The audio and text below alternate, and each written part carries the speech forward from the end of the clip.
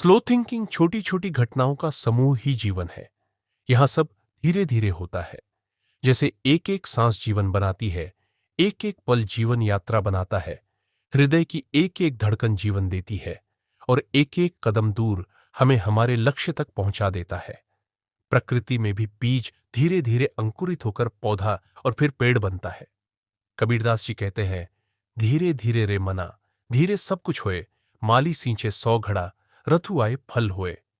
लेकिन यदि हम अपने मन को देखें तो एक मन ही ऐसा है जो धीरे धीरे में विश्वास नहीं रखता और वह प्रकृति के बिल्कुल विपरीत जाकर तेजी से दौड़ना शुरू कर देता है। वह चाहता है कि जल्दी जल्दी उसकी सारी इच्छाओं की पूर्ति हो जाए, जल्दी से जल्दी उसे बड़ी से बड़ी खुशी मिल जाए।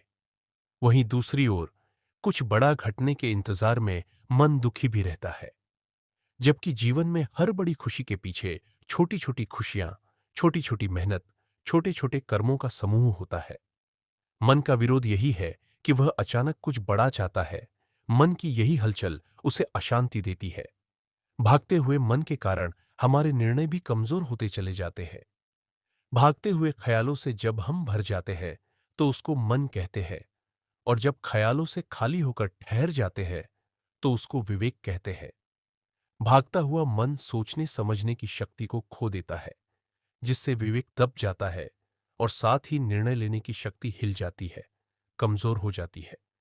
ठहरा हुआ मन भारी से भारी समस्याओं का समाधान करता है और विवेक को जगा देता है।